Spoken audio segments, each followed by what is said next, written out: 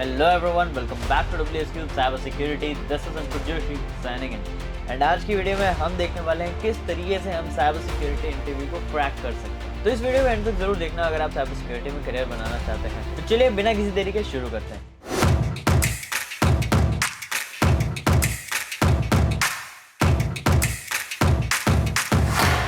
सबसे पहली चीज देखिए, आप कभी भी एक इंटरव्यू में अगर बैठते हैं, आप अपनी टेक्निकल स्किल्स लेके बैठेंगे, आपके शोकेस करेंगे रिज्यूमे में कि आपको क्या क्या आता है। अब यहाँ एक चीज का बड़ा ध्यान रखना, आपको ये ध्यान में रखना है कि सामने वाला जो इंटरव्यूअर है वो जानता है कि आपके पास टेक्निकल स्किल्स है, राइट।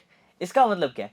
मतलब अगर आप उसको दिखा रहे हो आपके पास ये सर्टिफिकेशन है, आपने यहाँ यहाँ काम किया है, बट चलिए मान लेते हैं फ्रेशर भी हैं तो सर्टिफिकेशन होंगे या कुछ स्किल्स होगी, वो आपने मेंशन करी है, तो उसे पता होगा बेसिक चीजें आपको आती है। तो स्टार्टिंग में आपको फील कंफर्टेबल कराने के लिए बहुत बेसिक लेवल के क्वेश्चंस पूछेंगे, जैसे सीडी कमांड क्या करते हैं, लिनक्स से क्यों यूज किया जाता है, बर्ब सूट में रिपीटर टैब क्या काम आता है। ऐसे कुछ बेसिक से सवाल, बहुत लो लेवल सवाल आपको पूछे जाते हैं ताकि इंटरव्यू में आप कंफर्टेबल हो जाओ। अब यहीं पे आपको ध्यान रखना है कि आपको अलर्ट रहना है, क्योंकि आपको कंफर्टेबल करा जा रहा है भारी क्वेश्चंस के लिए। अब यहाँ पे आप सभी जानते हैं कि आपको चीजें अगर आती है तो आप उनको आंसर कर देंगे, लेकिन यहाँ पे मेन पॉइंट आता है रीजनिंग क्वेश्चंस का। जी हाँ, वहां पे जब आपको रीजनिंग क्वेश्चंस आते हैं, देखो अगर आपने चीजें अच्छे से सीखी है, प्रैक्टिस करी है, तो आप टेक्निकल वाली स्किल्स के कामों में बेटर होंगे, आप उनके जवाब अच्छे से दे पाएंगे। वो बोलेंगे सीक्वेंसर और रिपीटर में क्या फर्क है, आप बता पाएंगे। वो पूछेंगे आपसे कि आपको अगर ऐसा अटैक करना होगा तो आप क्या कमांड लिखोगे, आपको आता होगा। अब अगर आपको बोलेंगे कि ये अटैक करके दिखाओ, आप अटैक करके भी दिखा पाओगे। क्यों? आपके पास अच्छी प्रैक्टिकल नॉलेज है, क्योंकि आपने उसको प्रैक्टिस किया है। ये चीज का आपको बहुत ध्यान रखना है। लेकिन यहाँ पर एक पॉइंट आ जाता है रीजनिंग क्वेश्चंस में। देखिए, इसको मैं थोड़ा सा अगर एलोबरेट करके समझाऊं तो होगा क्या। लेट्स सपोज आपने देखा है कोई कंपनी, आप बैठे हो, लेट्स सपोज मैं इंटरव्यूअर हूं, तो मैं आपसे पूछ रहा हूं कि फॉर एन इंस्टेंस ये समझ लीजिए, ये क्वेश्चन जो आपसे मैं कर रहा हूं वो आपको एग्जैक्ट इंटरव्यू में पूछा गया। पहला क्वेश्चन, देखिए हमारा एक क्लाइंट है, उससे हम चाहते हैं कि एक महीने के अंदर जो हमने उनसे साइबर सिक्योरिटी का प्रोजेक्ट लिया है या प्रोजेक्ट है, एक महीने में हम नहीं कर पा रहे हैं, या फिर इस सिनेरियो को थोड़ा सा वो बदल भी सकते हैं कि एक महीने में आप कैसे कर पाएंगे। पहला क्वेश्चन ही उनका ये होगा कि हमने एक महीने का टाइम लिया है, उन्होंने एक महीने का टाइम दिया, आप कैसे कर पाएंगे। अब वहां पे वो आपसे जानेंगे कि आप कैसे स्किल्स को यूज करते हो, कैसे अपनी हैकिंग के माइंडसेट को अप्लाई करते हो, कि सर पहले मैं ये डिवाइड करूंगा, वो डिवाइड करूंगा, अगर मेरे पास टीम हुई तो मैं ऐसे ऐसे काम डिवाइड करूंगा। वो चीजें आपसे पूछी जाएगी ये रीजनिंग क्वेश्चन में। अब एग्जैक्टली कुछ क्वेश्चंस का रियल जवाब होता ही नहीं है। कैसे नहीं होता इसका भी मैं समझा देता हूँ। फॉर एग्जाम्पल, एक गलती हो गई जिसमें क्या हो गया, तो आपको टाइम लग गया। फॉर एग्जाम्पल, आपको करना था एक महीने में, लेकिन एक महीने के अंदर वो काम नहीं हुआ ड्यू टू सर्टेन रीजंस, ठीक है। अब अगर आपसे पूछा गया क्या रीजन होगा और इस चीज को टैकल कैसे करोगे, तो अगर आपने सबसे पहले कोई पॉइंट रखा, जैसे फॉर एग्जांपल आपने पॉइंट रखा कि हमारा टीममेट एक बीमार हो गया था जिसकी वजह से ये डिले हो गया, बट हम इसको कंपलसेट कर देंगे, विद इन 1 वीक हम आपको रिपोर्ट दे देंगे। ये जवाब कहीं गलत नहीं था, लेकिन एज एन कंपनी अगर वो एज एन क्लाइंट के प्रोजेक्ट्स पे ज्यादा वैल्यू करती है, तो हमें सबसे पहली लाइन कभी भी नहीं बोलनी है, हमें बाद में बोलनी है कि ड्यू टू सर्टेन रीजन ऐसा नहीं हुआ, बट वी इंश्योर दैट कि इस टाइम ड्यूरेशन यानी एक वीक के अंदर अंदर ये काम हो जाएगा। एंड अगर आप जानना चाहें तो ऐसा हुआ इसलिए था कि हमारा एक टीममेट बीमार हो गया, या ऐसा कुछ उसमें इश्यूज आ गए वगैरह वगैरह। ये चीज आपने बाद में रखी, क्यों? क्योंकि कंपनी जिस चीज को वैल्यू करती थी उसको आपको पहले बोलना है।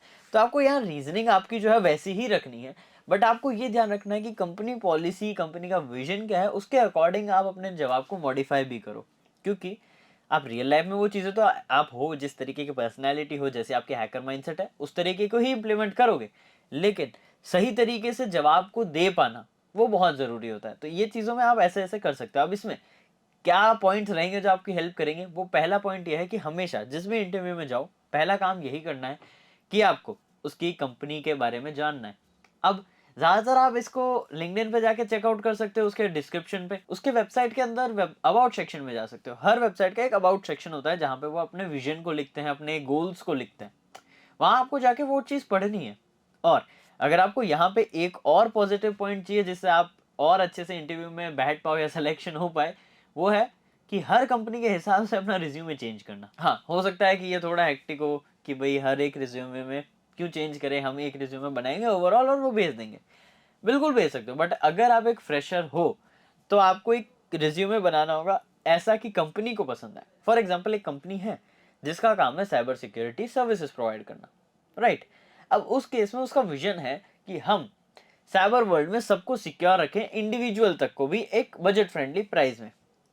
ठीक है, आपने ये विजन पढ़ा, फिर अब आपको यही इंप्लीमेंट करना है कि ये चीजें हैं, मुझे ये चीजें आती है, and I want to use this to increase cyber security of every individual. तो यहाँ क्या हुआ कि अपने डिस्क्रिप्शन में आपने थोड़ा बहुत उनका विजन डाला।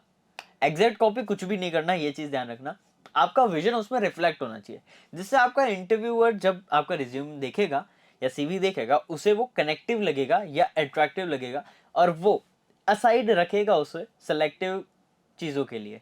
यानी आपको फॉरवर्ड के लिए बात कर सकता है, या आपको पहले कॉलिंग कर सकते हैं, या पहले इंटरव्यू में बुला सकते हैं, ऐसा हो सकता है, क्योंकि एक कनेक्शन बिल्ड होना बहुत ज़रूरी है। सेकेंड चीज़ जो कि बहुत कम लोग ध्यान रखते हैं, देखिए यहाँ पे हम टेक्निकल स्किल्स की तो ज़्यादा बात नहीं करेंगे। क्यों नहीं करेंगे? क्योंकि टेक्निकल स्किल्स में आप प्रोफाउंड हैं, आपने अच्छे से प्रैक्टिस करी है, तभी आप उस इंटरव्यू के लिए अप्लाई कर रहे हैं। और अगर नहीं करी है तो पहले आपको अपनी टेक्निकल स्किल्स सुधारनी है, आपको बेस्ट बनना है। अब यहाँ पे मैं टेक्निकल स्किल्स की ज़्यादा बात क्यों नहीं कर रहा हूँ, क्योंकि अगर आप देखेंगे एक रूम में 10 जने हैं, 10 जनों को सेम स्किल आती है, तो 10 जनों को सेलेक्ट नहीं किया जाएगा, किसी एक या दो या सिलेक्टेड लोगों को ही सिलेक्ट किया जाएगा। उसके पीछे कुछ रीजंस होंगे ना। ऐसे ही थोड़ी सबको सेम चीज़ आती है, सब सेम साल के एक्सपीरियंस के साथ है, सब फ्रेशर्स हैं, अगर एग्जाम्पल के लिए भी देखें तो कुछ ही सेलेक्ट क्यों हो रहे हैं? कुछ ना कुछ और पॉइंट्स हैं जो कि लोग ध्यान नहीं देते, और वही है आपकी सॉफ्ट स्किल्स। कुछ मैंने अभी जो पहले बताई उन चीज़ों का आपको ध्यान रखना है। सेकंड चीज़ जो कि मोस्ट इंपॉर्टेंट है, आपका बॉडी पोस्चर। एक इंटरव्यू में आप कॉन्फिडेंट बिल्कुल लगने चाहिए, तो कॉन्फिडेंस कहीं भी लैक नहीं होना चाहिए। आप आराम से, अगर नए नए हैं इंटरव्यू देने में, कांच के सामने, मिरर के सामने आराम से प्रैक्टिस कर सकते हैं।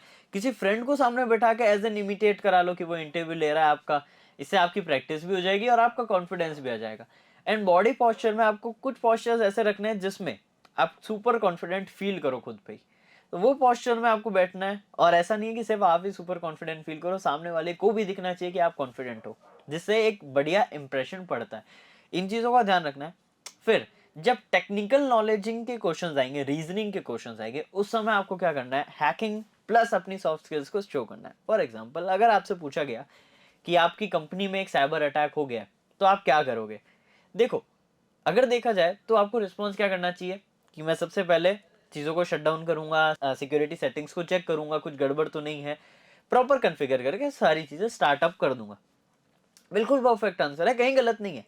लेकिन ये आंसर और अच्छा हो सकता है अगर आप चीजों को, सभी चीजों को साथ लेके चलो। कैसे? यहाँ पे अब आप ऐसा कर सकते हो, आंसर की शुरुआत कुछ ऐसा कर सकते हो। अब अगर हमें पता है एक अटैक हुआ है, एक इम्पैक्टफुल अटैक हुआ है, तो यहाँ पे कुछ एम्प्लॉयज या फिर जिन जिनको इसका आइडिया है वो काफी पैनिक कर जाएंगे। सबसे पहला मेरा ये काम होगा उनको पैनिक ना करने को बोलूं, और कुछ भी ऐसे एक्शंस वो अपने सिस्टम से परफॉर्म ना कर दें जिससे सिक्योरिटी को और नुकसान पहुंच जाए, इसलिए उनके सिस्टम्स को टर्न ऑफ कराएंगे। फिर हम आगे की सिस्टम्स, जो हायर अथॉरिटीज है, वहां जो सिस्टम्स हैं जिनसे हम सारी चीजें कंट्रोल कर सकते हैं, वहां कंट्रोल करके सिक्योरिटी सेटिंग्स को सही करेंगे, सारे सिक्योरिटी मेजर्स को रीअप्लाई करेंगे, एंड सारी चीजों को रीस्टार्ट कर देंगे, यानी वापस अप कर देंगे, ताकि हम इस इम्पैक्ट से बच जाएं। किया मैंने वही है, सिक्योरिटी ही अप्लाई करी है, एडवांस सिक्योरिटी अप्लाई कर दी।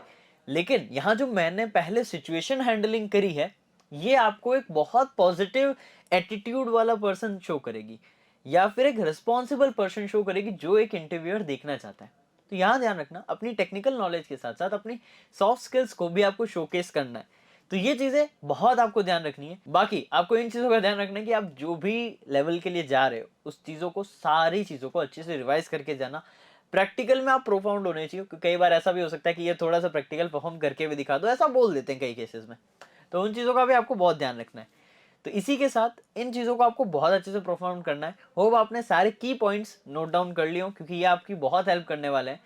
तो इनको अच्छे से नोट डाउन करने के बाद इन पे अच्छे से काम करना चालू करो, इनको पॉलिश करो, एंड खुद को नरिश करो। मैं मिलता हूं आपसे नेक्स्ट वीडियो में और amazing, informative and knowledgeable content के साथ। Till then, this is Ankur Joshi signing of.